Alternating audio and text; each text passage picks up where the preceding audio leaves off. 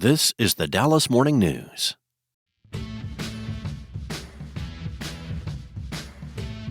Hello and welcome to a new episode of SportsDay Rangers. I'm John Blake. And I'm Evan Grant. And it appears, Evan, that a late season push for a playoff spot for the Rangers could be coming to an end. The club got to within a game and a half of that third wild card, but then a sweep in Houston, especially that Wednesday night game, which was ultimately basically a 3-game swing. And the club is now 5 out in the West and 4.5 out for that third wild card, and we just have 9 games to play. Yeah, it's not looking good. The Mariners have pulled away. The Indians have jumped in front of the Rangers in the wild card race. I think the only thing that is working in the Rangers' favor is that if they somehow can get back into this, they've got a tiebreaker with Boston, which is now holding the third wild card spot. It's been amazing the amount of shuffling that's gone on in front of them in the last just 72 hours, really. And that elimination number for Texas is 6 over the Red Sox, as Evan mentioned. Any combination at this point of 6 Boston wins and 6 Ranger losses would eliminate the Rangers from contention in the 2025 pennant race. Yeah. Anything that adds up to 6, 3 Ranger losses and 3 Red Sox wins, you can do the rest of the math. Right. But the Rangers, in the meantime, come home to host the Marlins and the Twins starting tonight, close out the home schedule before finishing up the road in Cleveland. To make that Cleveland series matter at all, or to hope to have that Cleveland series matter at all, the Rangers pretty much have to sweep the homestand. And our guest this week is former Rangers first baseman Mitch Moreland, who's no stranger to pennant races and won a World Series championship with the Red Sox in 2018. And we're going to talk to Mitch not only about Ranger history, but his dalliance with the Savannah Bananas, and then now he is a high school baseball coach. Looking forward to that. I want to hear what Mitch's take on the Bananas. He's a 2-time Banana, I think. So I'm looking forward to hearing all that. But I also can't wait to hear what the archives in Arlington are going to be this week. What are you going to creak open and tell us about this time, John? Well, we're going to call it Let's Have Hope. And we're going to look at a couple of the races down the stretch. Ranger teams that were kind of on the fringe and then got themselves back into it. And we're going to give our fans a little hope that not everything is lost. Yeah, what an optimist you are. Just a reminder that we've moved SportsDay Rangers to Fridays, and you can find it in the same feed as the Dallas Morning News SportsDay Insider podcast, which drops earlier in the week. That's our podcast with Kevin Sherrington and myself, and usually a guest from inside the sports department at the Morning News. And you can feel free to reach out to both of us at X. I'm at Ranger Blake, and Evan is at Evan_P_Grant. So, again, this is our 19th episode. It's hard to believe. Evan and I have been able to be civil enough to do this. For next week, we might have a little party for our 20th episode. But now I'm looking forward to your version of a party, John. Well, we'll see. When you get to be my age, parties are not quite as celebratory. What happens at parties at your age? We sit around and talk about Geritol and things of that nature. Do they still make Geritol? I don't know. That's an old folk reference, that's for sure. It's an old folks reference is what it is, yeah. Bottom of the ninth, bases loaded. Here comes Jimmy Dale from Baker Brothers Plumbing, AC, and Electrical. Thanks, Chuck. When your home pitches curveballs, Baker Brothers knocks it out of the park. Home run, Baker Brothers. Incredible. As the official home service partner of your Texas Rangers, we're offering $300 off a tank or tankless water heater. Another winning call. Visit callbakernow.com or dial 214-342-1171 today. Baker Brothers. Great service. Yes, it is. So let's talk about where the Rangers are right now. You sure you don't want to talk about Geritol instead? No, let's get into this a little bit. Week ago, well, Saturday, less than a week ago, the Rangers had won the first 2 games in New York. Things were looking good. They lost the final of that New York series against the Mets on a walk-off, and then Houston came and proved that the Astros are certainly a team still to be reckoned with here in 2025. Yeah, and we can sit around and talk about all the misfortune that the Rangers are dealing with right now, with the absence of Corey Seager and Marcus Semien and Nathan Eovaldi. But Houston lost Yordan Alvarez again, one at bat into that series. And the Astros, have played all year without two cornerstones of their most recent run of success, Alex Bregman and Kyle Tucker, both of whom now play for other clubs. And yet here they are, as we sit here today, back in first place in the American League West, with a chance to win I think it's their ninth AL West title in the last 10 years. So, yeah. Mm-hmm. So, the Rangers did not play their best baseball in Houston, John. They made two errors in that first game, one by Jack Leiter, one in the field, and that led to trouble. In the second game, when they had a chance to, in the first game, they kind of ran themselves into an out because they were out of players on the bench, and Tony Beasley took a chance, and they ran themselves into an out with Jonah Heim at home plate. They've been a good base running team this year, but that was not a good base running play or base running decision. And then the next night, when they needed a guy to run, Josh Smith didn't run. So, the things that the Rangers have done well, we can talk about the offense all we want, but the things the Rangers have done well, including starting pitching. All three starters gave up 5 runs or more to this Astros team. So none of the things that the Rangers did well this season did they do well in that series in Houston. And you knew that was bound to happen at some point over the course of the year. But for it to happen when the Rangers climb so close, it's certainly a disappointment for this club. And you talk about the starting pitching, 17 runs, 14 earned runs, and 14 2/3 innings in those 3 games. And Jacob deGrom has been pretty much lights out all year, but he's getting his innings are getting up, and it's a long season, and it just doesn't look like the same guy the last 2 or 3 starts. It was early, but again, it's a long season, and here's a guy that really hasn't pitched a lot of innings in the last few years. Listen, I think that at the beginning of the year when we did our special section, Kevin, Sean, and I, along with Sean Bass, and I think Newey Scruggs all did, among our predictions was an over-under for starts that Jacob would make. And I think I was the high guy when I said 22 or 24. He's made 29. He's pitched 167 plus innings.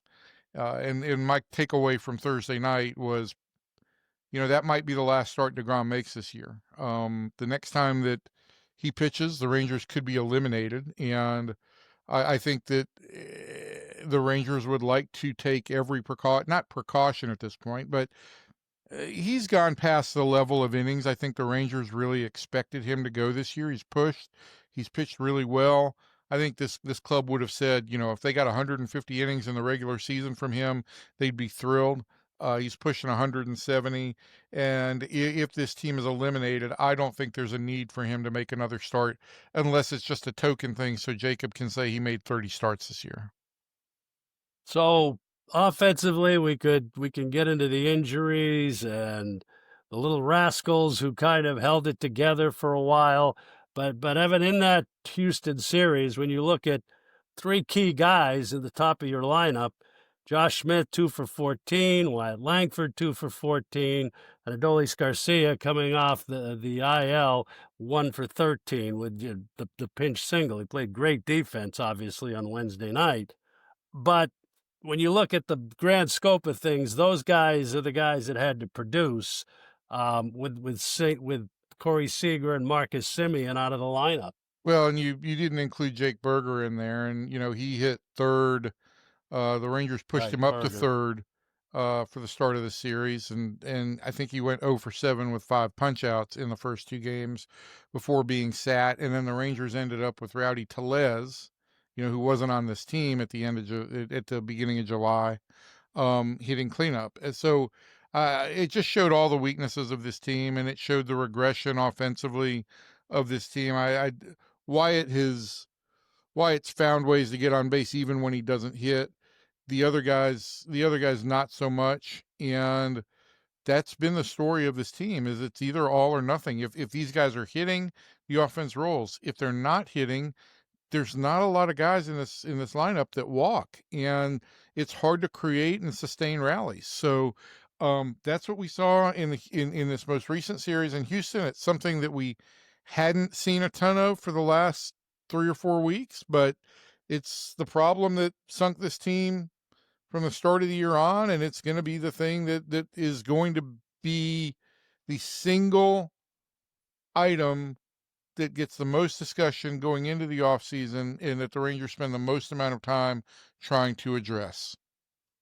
And one other thing they've got to address too, and I don't know how you do it, is their road record this year. It's 32-46 now going into those last 3 games in Cleveland. And even in bad years, it's the second fewest wins that they've had on the road in the last 17 years. They didn't have a winning road trip against teams with winning records. And you've got to figure out a way to win on the road. You can't just rely on being able to play well at home. They've been a poor road team this year. They weren't a very good road team last year. Ever since they put ROAD on the World Series rings, they haven't been a good road team. They weren't a particularly good road team during the 2023 season before lighting it up. And that's something that's got to be addressed. And it's also a little bit of a mystery is, the offense, for as poor as the offense has been, it's the ballpark in the Globe Life Field is supposed to have more of a negative impact on the offense, but on the road, you would expect them to really tick up, and they haven't. They haven't been a much better offensive team on the road than they are at home. Well, a couple things to look ahead to. Tyler Mahle is coming off the ILs, looks like, on Friday to make a start.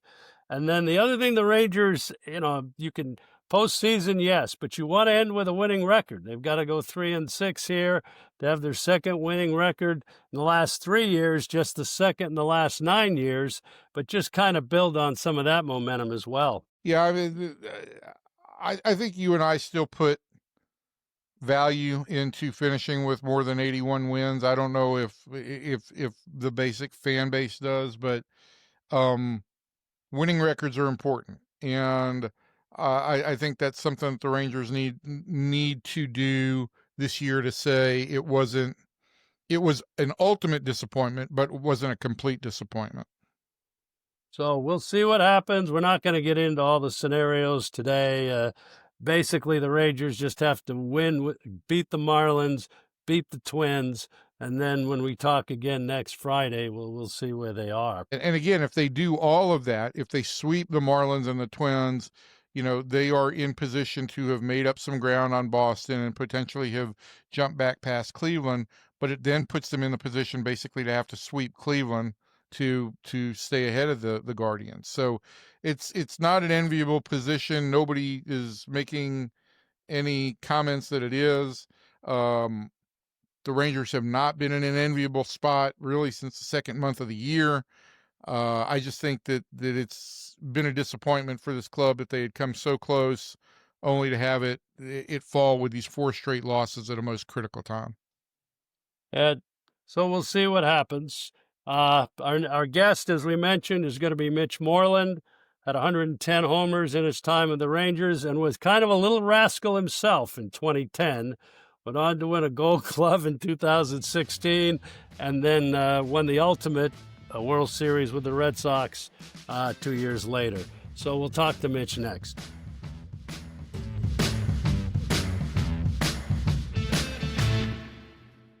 Well, our guest on this week's Sports Day Rangers, Mitch Moreland, 12-year big leaguer, played with the Rangers from 2010 to 2016. Now we're going to talk to him a little about his new career as a high school baseball coach and his time with the Savannah Bananas this summer. But I want to start, Mitch, and thanks for joining us today. I want to start kind of with 2010 because the Rangers have been kind of going through this now with some of these young players that came up, during a pennant race. And that's exactly your role in 2010. I mean, you were a non-roster guy in spring training that year. And, Chris Davis was our first baseman coming into that season. And then he struggled, and then it was Justin Smoke.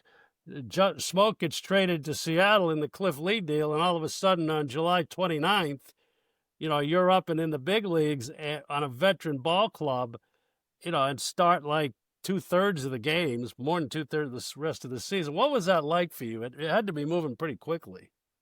Yeah, looking back, I've talked about 2010 a ton. When people bring up my career and the path that I had and what I went through, and a lot of what I talk to the younger guys about is 2010 and how Chris Davis was ahead of me, Smoke was ahead of me, and I just I keep telling them, look, if you keep your head down and you keep working, you never know what's going to happen, because that was the last thing I expected. Started the year out in AAA playing right field every day, pretty much. Maybe a little bit of left, but mostly right. And, those two guys were – Chris Davis had almost won Rookie of the Year, I think 2 years before that. Smoke was – the day Smoke was drafted, I started playing more right field than I did first base, unless I was, a level below him. So it was just one of those things where I try not to let it get in my head, get in my way. And they kept telling me if I hit, they would find a spot. So that's what I tried to do through the minor leagues. And, obviously when I saw that Smoke was the headliner for the Cliff Lee trade, Bobby Jones actually reached up, or he called me and he's like, hey, you got your first base mitt ready? And I was like, yes, sir. He goes, all right, we'll start practicing there. And I hope you got a sport coat, kid. And that was his call to me about a week later when I got called up, or 2 weeks later. He said, get that sport coat ready. So it was a fun path along the way, and, kind of thrust into action as far as first base goes. And what a great group to learn from. I mean, the veteran team that we had in 2010 and 11, you don't see those teams anymore. I mean, we had multiple guys with 10 years, a couple guys approaching 20. It was a very, very veteran team with a few young guys sprinkled in. And, it was exciting around the ballpark because it's kind of the first time that the Rangers had really won, and really had a team that I felt like people were open to cheering for, ready to cheer for. It was something I feel like that Dallas-Fort Worth area needed, and we were able to bring it, and that was a fun year, a really fun year. And I mean, the year following it was just as much fun. That was a good time to come up, for sure. That year when you came up, you just the way you phrased it was, if you keep your head down, this is what you were talking about in the minor leagues. If you keep your head down and do your job, that's what you were going to worry about. And when you got to the big leagues, you were surrounded by guys who had either all grown up together, with Michael and Ian and that group, or like you said, veterans. And so how easy did it make getting acclimated to the big leagues and just allowing you to be the most successful version of who you were at that point? Yeah, I mean, obviously there's nobody better to learn how to play Major League Baseball from and to prepare every day and the ins and outs of it than Michael Young. That guy was a professional at everything he did. Y'all understand that too. Y'all know, y'all can back me on that. This guy was so buttoned up when it came from game planning to his work to, travel to whatever it was. Mike Young was a guy that I just tried to, every team needed. And he was a great guy to learn from, and probably one of the main reasons that the Rangers made that turn during that time was, that guy was on the older teams that had really struggled, and just to be able to come back and win some games and give him that run was fun for us as younger guys. But man, he was a great guy to learn from. Obviously, Kinsler and I had a great relationship too. I actually got called up for Kinsler. He pulled his hamstring, and that was the roster spot I took. But me and Kins, built a great relationship from day one. But that year, we had Benji, we had trainer. Cliff, obviously, we had Francoeur come over.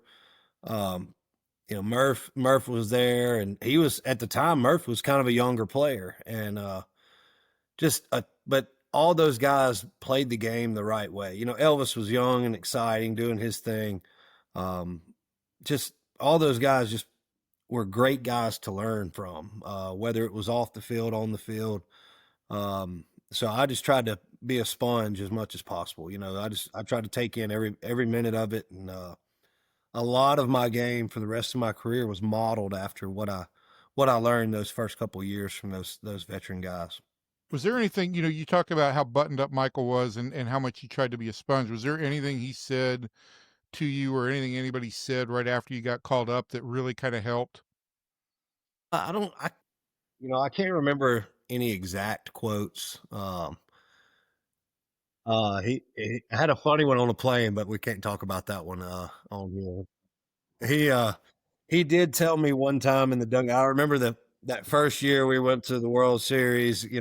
Come back the next year, we pretty much just ran the table on the West and went through the playoffs pretty easy and got back to the World Series. I remember sitting by him that first game in the World Series, and he was like, "Don't take this for granted. This doesn't happen every day."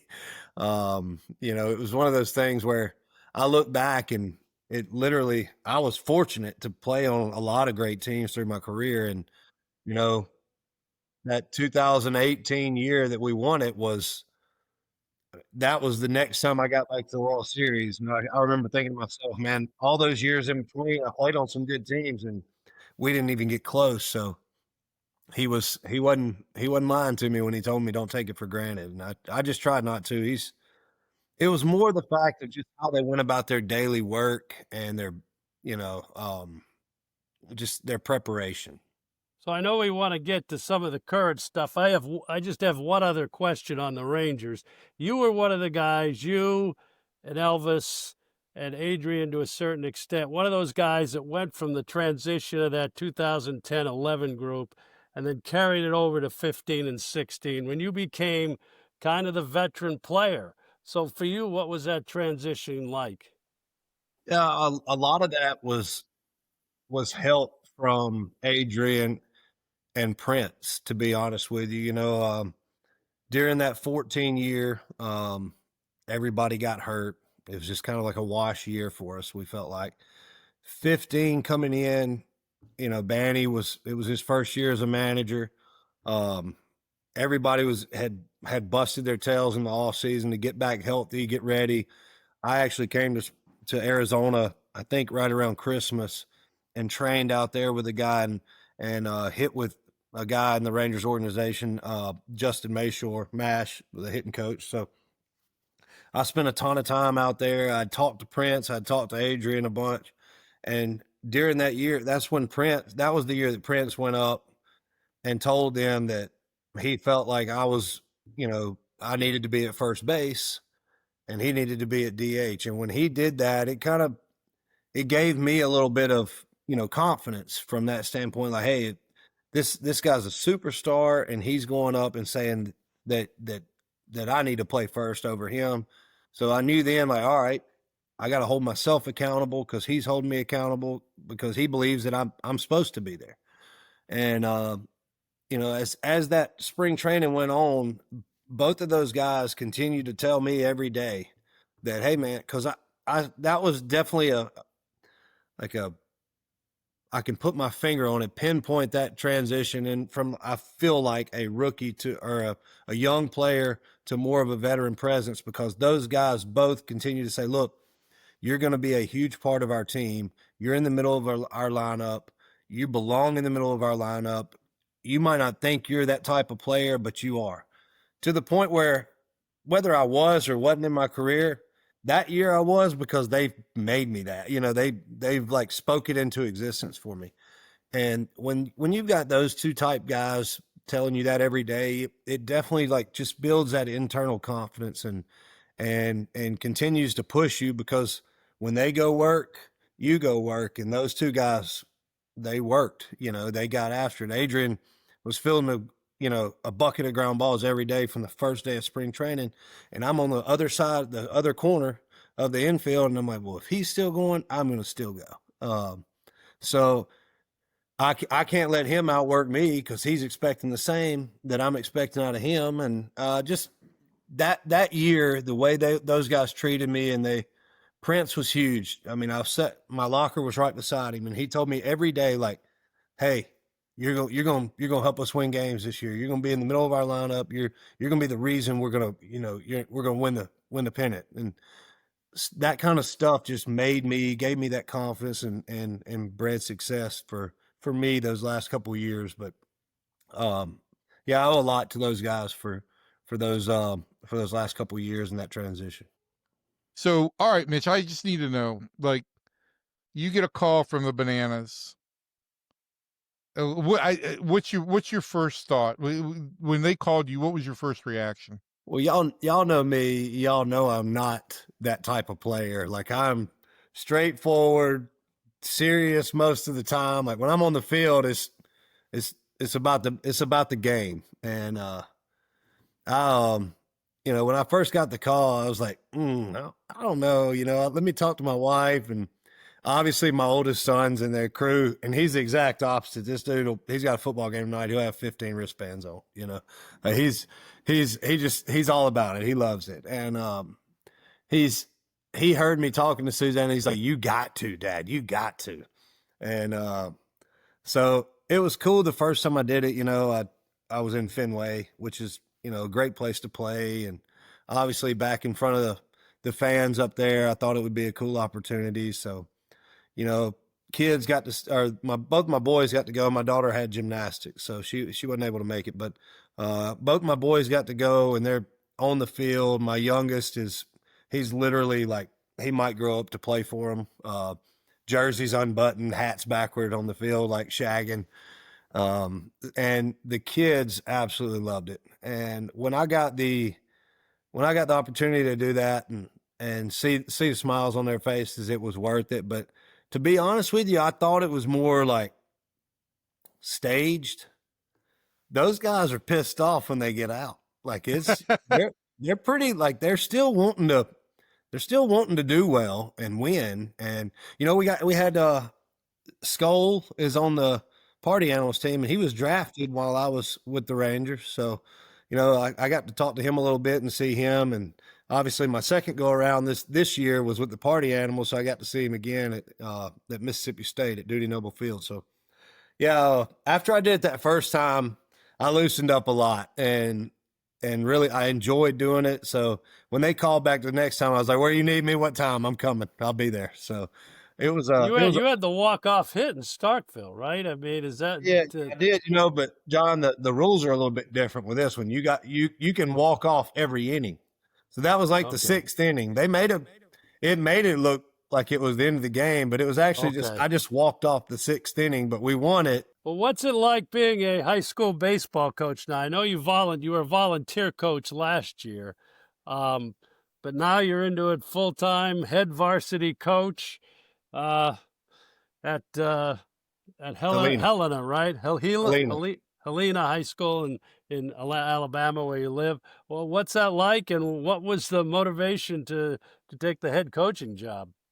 Yeah, obviously it probably wasn't something that I was just, counting down the days to do. I volunteered last year. I'd been out of the game for a few years, and I wanted a little bit of it back. I've been coaching my oldest and my youngest a little bit, but just get a little more detail with it.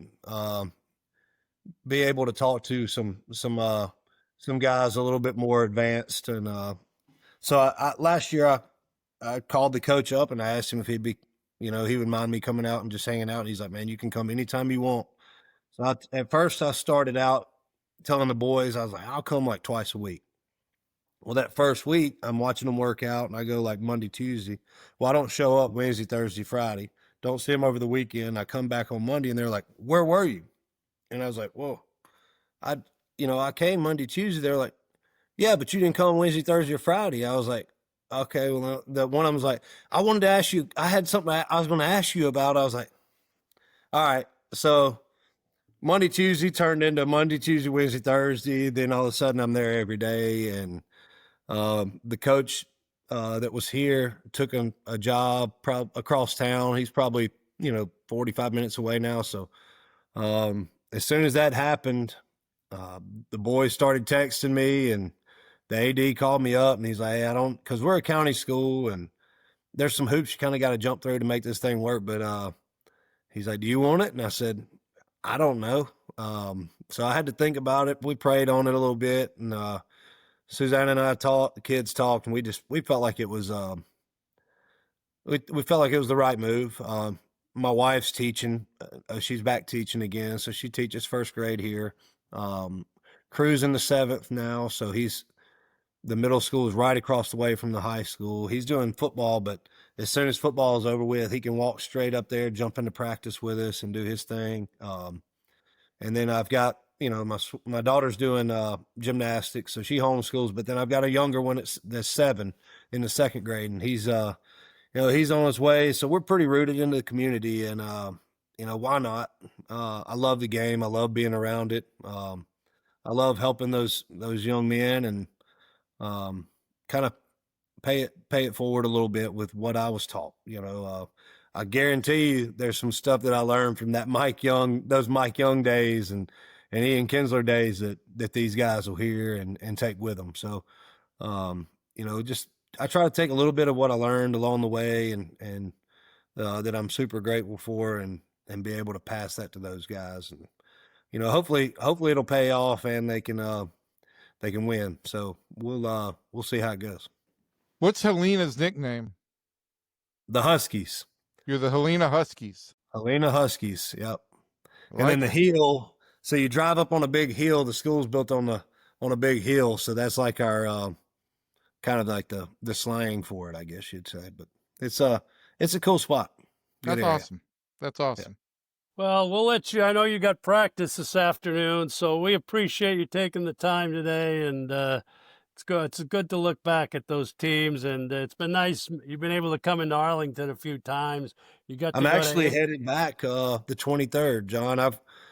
I'm part of well, not part of. I just have donated to a charity. It's called Doulos Partners, and they plant churches in these villages. They run teams out and plant churches in these villages that have never heard the word all over the world. And they're doing a special event at the Ranger Stadium on the 23rd.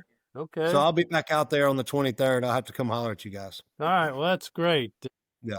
Well, thanks. And good luck this season.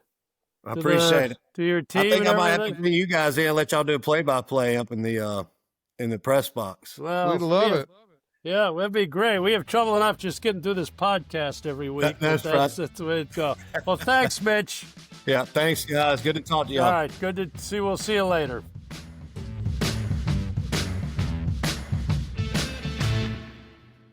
Well, thanks to having Mitch on. It's always good to talk to him, and we've had a lot of opportunities the last couple of years to bring these guys back, and it brings back so many memories. Well, this week's Archives in Arlington, we got a few memories as well, and I'm calling this Let's Have Hope. And we've all, over this podcast. Everybody's always known you to be the sunny optimist around the Rangers baseball offices. And we've looked back in the past. We talked about a couple of these, but just to recap, these are kind of years where the Rangers looked like they might be out of it, and they jumped right back in. 1998 being one of them. They trailed by 3.5 games in early September. They go into Anaheim the last week of the season, tied for the American League West title, and Todd Stottlemyre, Rick Helling, and John Burkett win 3 straight at the Big A, and they clinch in Seattle in the 160th game, winning the division at 88-74. I believe that was the night that Esteban Loaiza got kind of lit up with the Rangers clinched in a loss, and Tim Kalishaw, Jerry Fraley, and I were all there, and Jerry wanted to write as his game story off of the clincher. We've seen the last of Loaiza. because he was concerned. He was certain Loaiza was not going to pitch in the playoffs, and he did end up pitching in the playoffs. He did pitch Game 3. One of the more bizarre ones, I think, Evan, was 2013.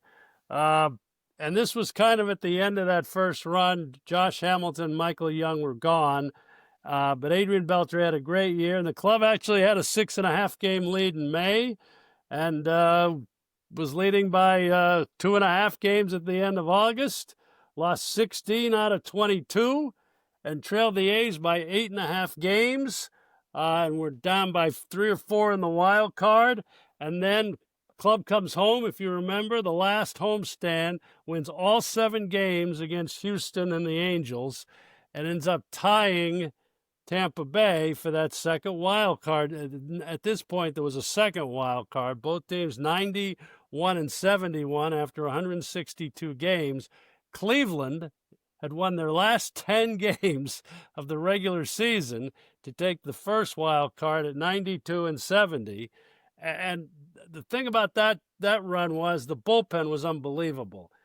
Neil Kotz won 3 games, 3 of the 7. Joe Nathan won a game with 3 saves. Tanner Shep, that year the club had a really good bullpen with those 2 guys. Tanner Scheppers was so good that year, the Rangers decided to make him the opening day starter the next year. I think he pitched like in the last 8 or 9 games of the season. But as things happened that year, it's the only time the Rangers have ever played what is a tiebreaker. You can't play them anymore. They had the Rays come to Arlington for game 163.